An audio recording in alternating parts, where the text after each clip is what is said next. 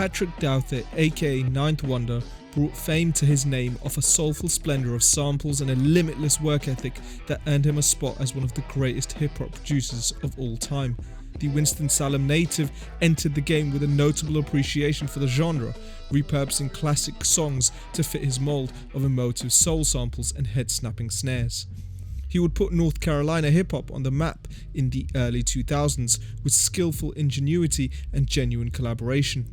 His production earned him recognition from legendary stalwarts like Questlove and Jay-Z, but his determination to educate and put others from his home state in the limelight is ultimately what led to a widespread appreciation of Ninth-matic, as well as the eventual creation of his North Carolina label, Jamla Records. I started speaking to students at high schools around the Durham area in Chapel Hill, and a friend talked to another friend, and the Chancellor Ammons, who's now Chancellor at Florida A&M, came to me with a proposal to teach a hip-hop class. It's hip-hop in context, 1973 to 1997. It's a way to get the musical history to students where books don't, pretty much. So if you ever believe everything comes full circle, I went to school to teach, I left school to do hip-hop, and now I'm back in school teaching hip-hop history, so everything comes around. He would produce for the likes of Destiny's Child, Kendrick Lamar, Erykah Badu, Rhapsody, Mac Miller, etc., and many more legendary spitters from the mainstream as well as the underground. Now, since being introduced to hip-hop in 1982, Ninth Wonder has had an affinity for music theory, particularly throughout middle school and high school. While attending North Carolina Central University, Ninth decided to pursue music as a career. While in college, Ninth met Fonte and Thomas, and the trio would end up forming the rap group Little Brother in 1998. The legendary producer got his name from both being a history major in college and listening to the music he was a fan of. According to Ninth, the name was officially stamped after listening to a classic trio hip-hop group from Howard University named Diggable Planets. The group had a single titled Ninth Wonder, which Ninth was fond of. Between that and being familiar with 7 wonders of the world, the North Carolina producer felt that the name Ninth Wonder rolled off the tongue really well. You know, I guess from a producer, like the way his drums are EQ'd, the way the chops are organized, and it's almost like painters. Despite establishing his soul-inflected aesthetic through his early collective of local rappers and producers known as the Justice League, as well as underground cult releases with Little Brother like 2003's The Listening and 2005's The Minstrel Show, Ninth really caught his mainstream break when he produced Jay-Z's 2003 single Threat off of the Black album. He's like, can you do anything with this sample? And it was a Woman's Threat by R. Kelly. And I was like, yeah, you know, he's like, well, I'll be back in 25 minutes. So I had like that much time to work. Seemed like he had been sitting on that idea for a long time, but didn't have the right person. The song, which flipped R. Kelly's song A Woman's Threat, carried Ninth's signature thump and penchant for creating orchestral moods through chopped up string arrangements. The snares signified a rock-themed punch that almost overpowered the mix to allow for listeners the ability to bob their head in enjoyment. While it wasn't the greatest reflection of who Ninth is as a producer, Threat did magnify the simple intricacies within his rhymes and amplified the classic hip-hop consciousness that he brought to each and every beat that he ever made. Ninth Wonder has always been very open when it comes to how he developed his production style over the course of his early years, and how that eventually led to the timeless sound that we hear today on Kendrick Lamar and Rhapsody records. In one interview, the legendary producer said that when he makes a beat, the first aspect of the beat that he begins with is the sample itself. Having been inspired by earlier hip-hop acts like A Tribe Called Quest, De La Soul, and Black Star, as well as classic soul artists like Al Green, Curtis Mayfield, and Minnie Riperton, Ninth always finds life through multiple forms of black culture. In a YouTube video with native instruments, Ninth said that producers are separated by how they hear a sound or sample. There are spaces in between great producers that we know that you could find a space that can be called yours, he said during the video. He added that it takes time for a producer to develop their own sound because they have to be studying their craft and the music itself at all times. Ninth became one of the main pioneers of using computer-generated beats, a method that was considered unusual in hip-hop at the time of Ninth's inception. For Little Brother's debut album, The Listening, Ninth employed Fruity Loops and Cool Edit Pro.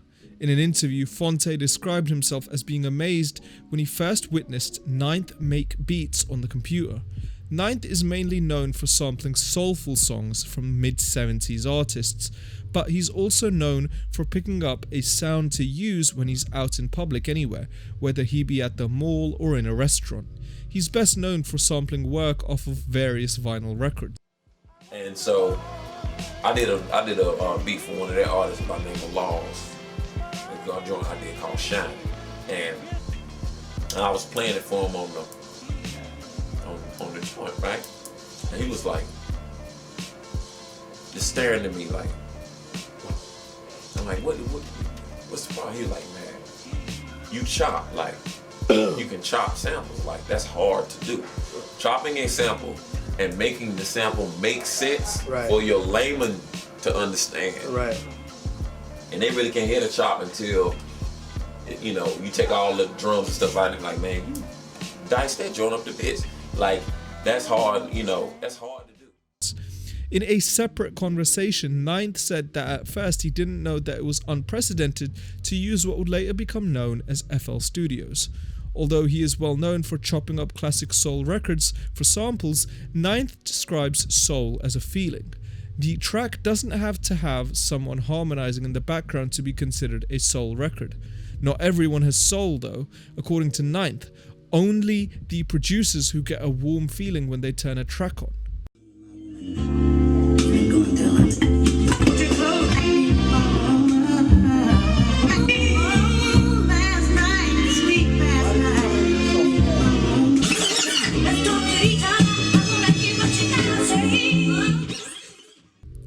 Plainly speaking, Ninth takes a more instinctive approach to his music making rather than an analytical one. Consequently, much of his work area is scattered with vinyl records so he can just place the needle on and catch a feeling. When it comes to sampling, Ninth will rearrange a record in his head and try to figure out how it could fit on top of his usual drum programming, which we'll get to in a minute. Unlike DJ Premier, who usually goes through every record on a vinyl before finding the sound that will work best for him, Ninth makes his sample decisions off of pure gut feeling. He could use the first thing he hears. More specifically, Ninth will take a part of a sample, record it, skip to another part of the song that he likes, and then record that part. He will then take the first part he recorded, sync it, try to find something to come after it, mainly from a percussive standpoint, and then sync both parts together before officially chopping it up.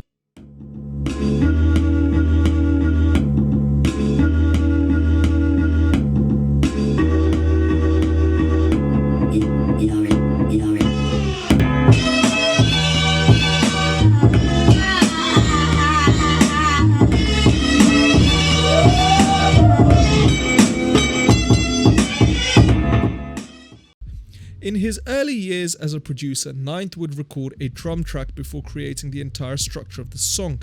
In the modern FL Studios specifically, there is a sequencer at the top that gives you 4 basic sounds for a drum: the clap, snare, hat and kick. Rather than use the drums programmed within FL Studios, Ninth would obviously collect different drum breaks from different records over the years and build that library up. Ninth said that producers would leave drum breaks open for other producers to use. When he first started out, Ninth said that he wasn't a huge breakbeat user. In the early days, when the legendary producer had to make beats on hardware, he had to leave his box to put in a board to mix. Nowadays though, Ninth uses a hardware called Machine, which basically allows producers to produce beats, melodies and harmonies all in one spot. The hardware also allows producers to use powerful drum synths, premium sounds, an integrated sampler and much more. The Machine website describes their program as cutting-edge software that meets intuitive hardware for ultra-smooth workflows. A typical machine goes for around $649 at this point and contains 2 high-resolution color screens that essentially make it easier for producers to splice and go through sounds that they may or may not use. I mean, truly everybody is a producer. You got all type of people with, beat machines in their house, and I got Reason, I got this, I got that. I'm tinkering around with the beats because they think it's easy. It's never the machine, it's the man behind it. On top of those features, the hardware also comes with 8 knobs that deal with sound settings and FX parameters. With the machine, producers are able to modulate sounds, add sonic textures, and insert strum samples, synths, and drums, like a guitar for example. In 2019, Ninth participated in a YouTube video with the Native Instruments channel to describe his usual process for making beats, engineering and mixing with the hardware and software found in the machine. He said that he enjoys using it because the instruments contain all of the EQs and compressors that he needs in one spot. Rather than taking the entire beat out of the box to mix it in an entirely different program, Ninth has the ability to mix his drums and samples all in that one spot. That's how I move, and that's how I try to do things when I make beats. I have a lane. I think I worked hard to get my lane on what I do. I know I'm influenced by many producers before me, but I think I have a lane, and I like staying in my lane. Other producers do what they do. I make soul beats, and I don't have no problem saying it. Machine has allowed Ninth to make beats on the fly too, which is something he briefly describes in the video. When he was at a restaurant one time in Virginia, Ninth heard a song on the radio that caught his ear right away, so he Shazammed it. When he left the restaurant and got in the back seat of the car, he immediately chopped up the sample and made the beat while coasting down the I-95 highway. The sample was so dope, I didn't want to wait till I got to where I was going to chop this record up, said Ninth. I could not wait. One of the most famous records Ninth produced over the past 5 years was Kendrick Lamar's Duckworth off of the Compton Natives' 2017 award-winning album Damn. Ninth made that beat using Machine while in the studio one night with Kendrick. For that particular song, Ninth made 3 different beats with 3 different samples.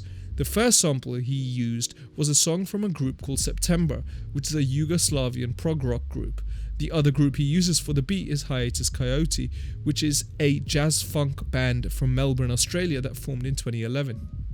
But now this time period, the music, people see music before they hear it. So I'm still stuck in that time period. The music spoke everything, so I'm just about the music. Some people can follow you for your music, but some people just need to see, to believe. If you take all the people that listen to music or is around music, only 20% of them actually listen to the music and care about what. I didn't know what DJ Premier looked like for 8 years. You know what I'm saying? I really didn't care. But some people are not like that. Some people need to see what you're doing, how you're doing it, what makes you so special, things like that, in order for them to believe what you're doing, it means something. I understand people think like that. So in order for me to make a change on another level, you're gonna have to see what I look like. You're gonna have to see what we're doing.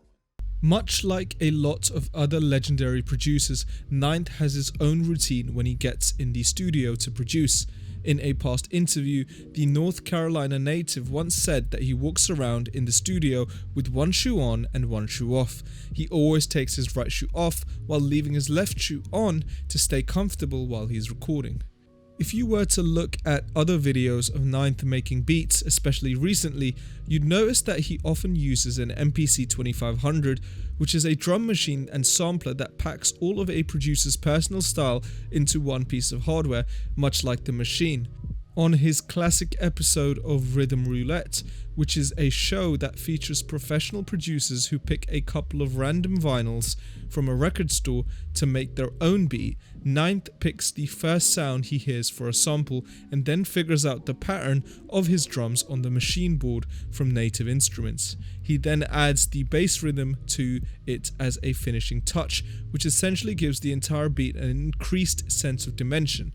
In a nutshell, the record he used for the sample was not something that Ninth expected to be good enough for a beat, but he ended up using it to the best of his abilities. Therefore, in this instance, he exemplifies what he means when he says anything could be considered soul music. If the feeling is right, then it's right. Since officially leaving Little Brother, Ninth Wonder has gone on to affect the hip-hop culture within a myriad of different lanes. He established his own music group called A Wonderful World Music Group and a label called Jamla that would be distributed across the group. The label represents artists that he's met through his home state of North Carolina, but he also has a couple of artists who he met through teaching at college. From this label, Ninth is well known for producing the majority of Rhapsody's breakout, critically acclaimed album Layla's Wisdom in 2017, as well as her 2019 album Eve. The label has released 2 compilation projects since its inception as well. Ninth has been on record saying that he wants to create a family-like atmosphere with his label that goes beyond just the lifestyle and music aspects of hip-hop. Ninth has been an instructor at NC Central for 13 years and Duke for 9. He's worked on a research project for Harvard's Hip Hop Archive and Research Institute as well. He also leads the Black Zulu Jedi Nation, which is an organization that pushes to promote the arts. The organization has awarded 8 scholarships to high school seniors who want to pursue careers in the visual arts. As far as accolades go, Ninth has won a Grammy for his work on Mary J. Blige's The Breakthrough, and he was also nominated for his work in 2015 on Kendrick Lamar's To Pimp a Butterfly. More recently, he was nominated for Kendrick's Damn, where he produced Duckworth. Ninth will always be known for being one of the forebearers of album producer remixes, where he reworks a song to fit his own aesthetic. He does that most famously on his Zion instrumental tapes, where he flips classic songs from Stevie Wonder to SZA. He also did it for Jay-Z's The Black Album, as well as Nas's God's Son. I like to really get to know somebody if I'm going to bring them in on a project. So, I mean, I think that's the best part is me and Ninth. I've seen probably more Ninth than I have like my mom in the last like 3 weeks. So, I mean, me and Ninth are like, you know, we're building. All in all, Ninth will forever be considered one of the greatest, not only because of his unique ear for production, but also for his determination to preserve what he's built in the past to prepare for the future. As an offspring of Pete Rock and Premier, Ninth has continued hip-hop's undying legacy across 2 decades of unbreakable longevity. His penchant for utilizing as many genres as possible in his production has made him one of the most versatile producers of all time.